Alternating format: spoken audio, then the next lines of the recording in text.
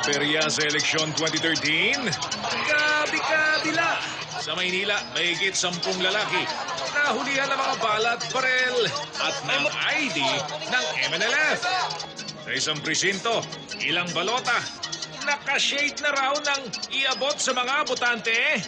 Ilang PCOS machine, pumalya matapos bumara ang mga balota. Ginamitan na tuloy ng patpat at walis tingting. Ang ilang balota, kinupit para magkasya sa makina. Mga botante naman sa isang presinto sa Quezon City, nagkasiksikan at balyahan at may nag-over the bakot pa. Mga matatanda't may kapansanan, nakisa rin sa eleksyon 2013. Lalaking walang kamay, sa daliri sa paa, nilagyan ng indelible ink. Mga artista, hindi rin nagpuli sa pagboto. At abangan ang partial unofficial count ng GMA News and Public Affairs para sa karera sa pagka-senador.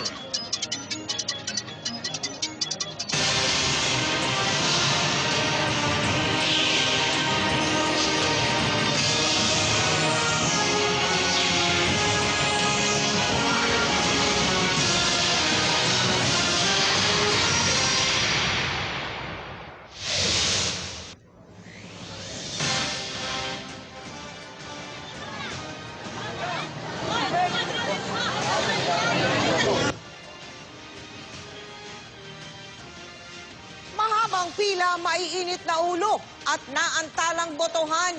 Ganyan ang mga eksena sa ilang presinto sa iba't mang panig ng bansa ngayong election 2013.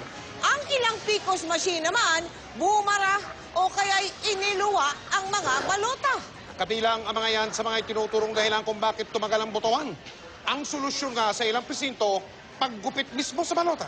Abangan ng detalye ng mga pangyayari niyan at pinakabagong mga balita sa eleksyon 2013. Maya-maya lamang.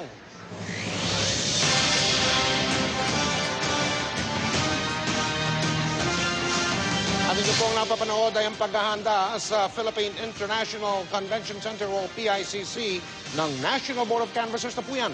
Nakabang na sila dahil ilang sandali na lamang magsasara na ang botohan. Tututukan naman ngayon ng taong bayan ang resulta ng eleksyon 2013. Ang mga commissioner ng COMELEC, ayan po, mga kapuso, nakasuot ng tinatawag na robe.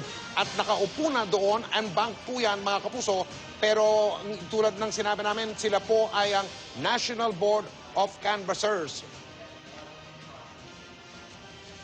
Samantala, kuha po yan na mga papatapos na ang botohan, mga habol pa yan.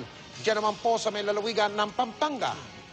At narito naman po ang mga pinakahuling mga kuha sa mga presinto doon sa may lalawigan ng Cavite. Mga tao po na kanina nagkagulo doon sa may bahay ni Senador Ramon Revilla.